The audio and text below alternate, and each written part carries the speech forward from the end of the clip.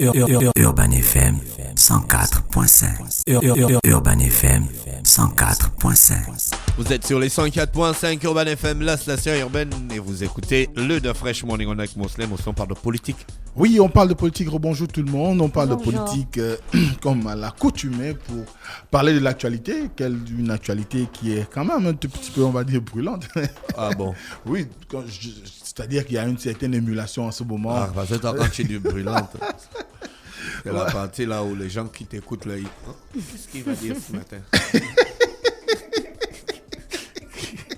Va-t-on nous retrouver quelque part dans une cellule ou bien c'est pas brûlante, c'est pas... Non, ce que je veux dire, c'est qu'on est là face à une situation où il y a beaucoup d'engagement sur le terrain des partis politiques, en l'occurrence du Parti démocratique gabonais. Vous savez que cette formation a organisé son 54e anniversaire le 12 mars dernier.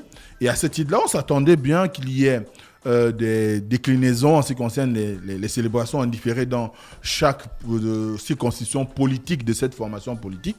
Et évidemment, on a eu droit à un calendrier qui a été établi par le secrétaire général, désormais Steve Djeko, et ce dernier a indiqué à chaque province, on va dire, à chaque organisation en ce qui concerne les circonscriptions politiques du PDG, à quel moment ils doivent organiser leur célébration en différé. Et ça a été fait ce week-end déjà, par exemple, à Port-Gentil, Lambaréné, du moins dans les provinces du Moyen-Ogooué et de l'Ogooué-Maritime, parce que ce sont les premières qui devaient ouvrir le bal, pour essayer un tout petit peu de renouer encore une fois avec les populations, comme on l'a si bien vu au Jardin botanique dernièrement, où a assisté d'ailleurs le distingué camarade président du Parti démocratique gabonais à cette célébration. Et ce fut encore l'occasion pour toutes les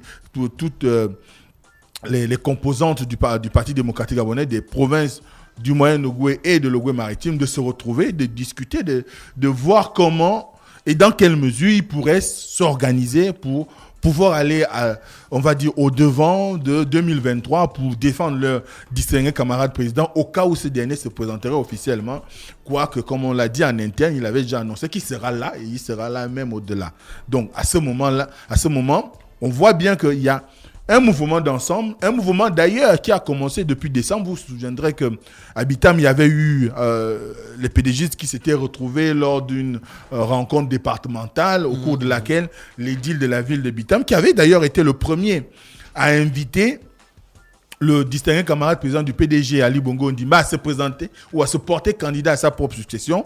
Donc aujourd'hui, c'est cet appel-là que sont en train de réitérer toutes les organisations provinciales, on va dire tous les démembrements du PDG dans les provinces, notamment dans le Moyen-Ogooué et l'Ogooué-Maritime. Ces derniers, d'ailleurs, l'Ogooué-Maritime a quand même posé un acte symbolique. Vous vous souviendrez que le chef de l'État, lors de... Ah oui, j'ai vu qu'ils sont allés sur le pont là où le président avait annoncé sa candidature en 2016. Donc c'était très symbolique, histoire de montrer aussi qu'au-delà j'ai vu ça sur la page de Marc Tchango. Voilà, au-delà des discussions, au-delà de la critique qu'on peut faire sur le chef de l'État, il y a quand même un travail qui a été mené. Certes, on peut mettre cela au crédit du premier mandat parce que le deuxième souffre quand même du fait qu'il a été malade. Les exécutions de chantier n'ont pas apporté les résultats escomptés, mais n'empêche que le fait d'être allé sur le pont Ozouri pour ouvrir, on va dire,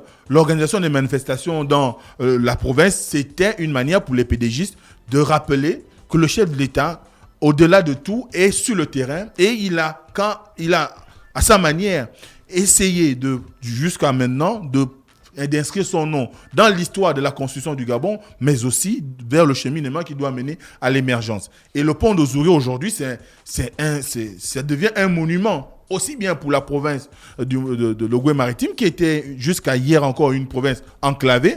Aujourd'hui, moi, j'ai des gens qui parlent de Libreville. Du moins, on voit des gens qui parlent de Libreville et qui préfèrent passer par là, histoire aussi d'immortaliser leur passage. Et chacun arrive à faire des photos pour pouvoir indiquer qu'il est passé sur le pont en question. C'est vrai que... C'est cool, hein, il nous manque que nous. Hein. Oui, il ne manque que nous à y aller. Mais ce qui est sûr, c'est que ce pont-là, c'est quand même un symbole. Un symbole pour le Gabon, un symbole pour l'arrivée du président de la République à la tête de l'État, parce qu'il faut savoir que pendant longtemps, on a toujours présenté l'impossibilité qu'il y avait à construire une route, du moins à organiser la circulation entre le Port-Gentil et le reste du pays, de façon à ce qu'on puisse doter cette province d'une voie d'accès vers le pays. Et bien, à ce moment-là, avec la construction de ce pont, ça a été une occasion pour le chef d'État de montrer que rien n'est impossible au Gabon et que le Gabon peut produire ou bien peut réaliser des infrastructures capables de permettre à ce qu'il y ait une meilleure circulation, des échanges normaux entre le continent et la presqu'île de Mandji. Donc, c'était tout un symbole. Mais ce qu'il faut aussi noter, c'est que c'est l'occasion aussi pour les acteurs politiques de montrer leur unité, parce qu'on a vu tout ce qui était autour, aussi bien du président du secrétaire provincial du Parti démocratique gabonais, et bien c'est également... Il faut respirer. Hein. Oui, du secrétaire provincial du Parti démocratique gabonais dans le Goué maritime, et la même chose dans le Moyen-Ogoué. On a vu comment ces derniers ont créé autour d'eux une certaine union pour montrer que, au-delà de tout ce qu'on peut dire, les PDGistes restent unis, peu importe où ils se trouvent, et quand il s'agit de l'intérieur supérieur de leur formation politique, ils sont engagés. Et d'ailleurs, ceux qui ont pu parcourir les différentes publications des acteurs de ces provinces, dont le conseiller Marc Tchango dont tu as parlé, on voit bien qu'ils magnifient l'ambition du Parti démocratique de continuer à être sur le terrain, mais également à penser réellement à trouver des réponses aux problèmes que connaissent les populations, aussi bien en ce qui concerne les infrastructures, la santé, l'éducation et tout ce qui tourne autour du bien-être des populations. Et à ce moment-là, Port-Gentil ne pouvait être que le phare qui permet à ce qu'on puisse suivre la voie qui sera peut-être jusqu'à la fin de ce mois, qui a été peut-être donné en termes d'orientation aux différents démembrements du Parti démocratique gabonais en ce qui concerne cette célébration. Mais c'était une occasion, encore une fois, pour ces derniers de marquer non seulement l'importance qu'il y a aujourd'hui à suivre le chef de l'État, qui a d'ailleurs souligné dans son discours du 12 mars qu'il y avait des choses à parfaire et il entend être là pour qu'il puisse achever l'œuvre entamée.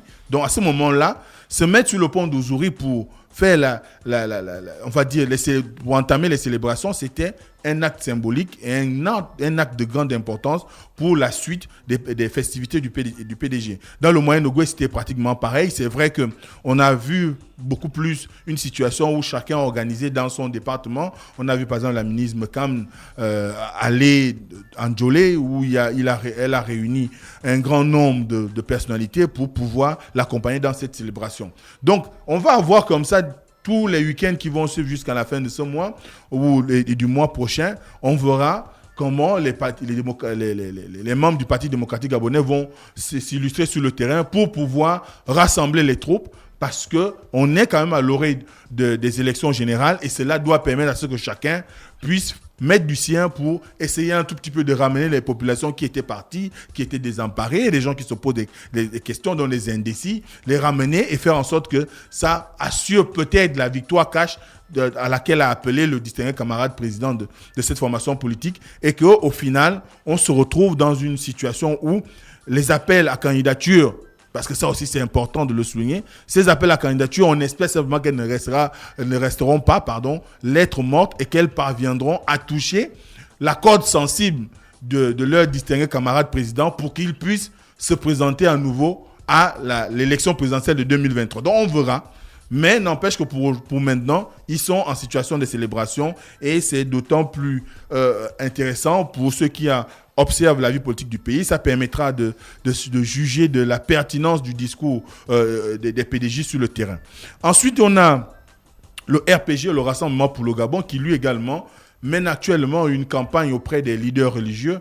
vous savez que tout le monde est en état d'alerte pour permettre à ce qu'il y ait quand même une respiration au niveau socio-politique de notre pays. Et comme on le dit, tout le monde sait que le climat politique est quand même tendu. Lorsqu'on parle de majorité-opposition, ce sont des éclairs qui apparaissent souvent lorsqu'il y a des discours, parce que les uns et les autres estiment qu'il faille plus ou moins soit choisir d'être du côté X ou du côté Y.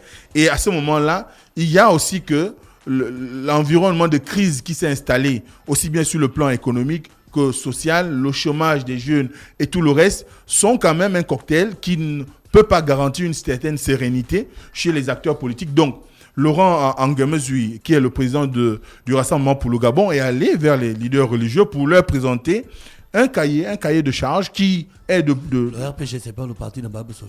Oui, c'est le parti créé par Paul Mbabesol qui n'en est plus à la tête, parce que on a organisé récemment un congrès qui a porté Anguemezui à la tête du RPG. Donc, à ce moment-là, son cahier de charge ne repose que sur 3 éléments.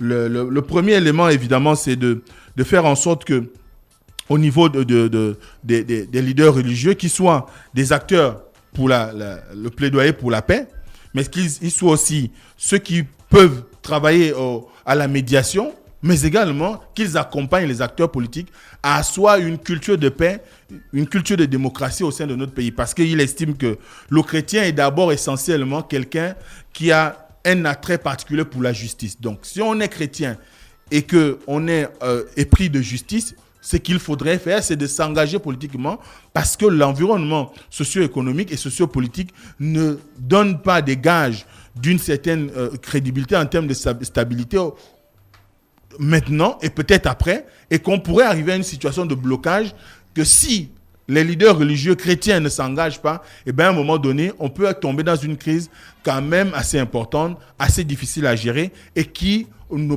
pourrait ne pas conduire à du moins ne pourrait pas satisfaire des espoirs que nombreux nourrissent aujourd'hui. Donc, c'est pourquoi il fait cette tournée. Il a déjà rencontré une organisation évangéliste. Là, il va faire la tournée pour essayer un peu de faire le tour de toutes les congrégations religieuses afin de leur présenter son ambition, qui est celui, on l'a dit si bien lors de leur congrès, ils avaient estimé qu'ils devraient aujourd'hui continuer à persévérer sur la voie de faire du RPG un parti de gouvernance, donc un parti qui travaille pour le bien-être des Gabonais. Et à ce titre-là, c'est son engagement, celui d'amener les chrétiens à ne pas se mettre à la marge. Parce que vous savez que lors des élections, ce qu'on combat le plus souvent aussi, c'est l'abstentionnisme, qui est très important dans notre pays.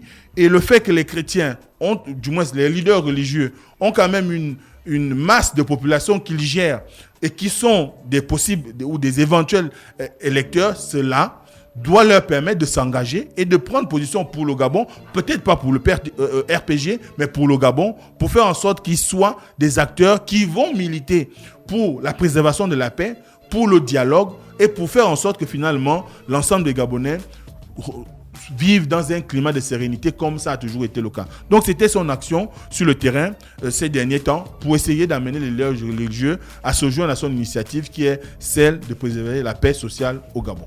Merci Mosley avec nous ce matin sur les 104.5, il est exactement 9h55. Nous allons donc nous séparer. On va se retrouver demain lorsqu'il sera exactement 7h pour le réveil matinal, le plus haut de la capitale sur la radio, la plus haute de la capitale, l'horoscope des auditeurs avec René Ruth ce matin, l'horoscope des auditeurs. Voici l'horoscope des auditeurs.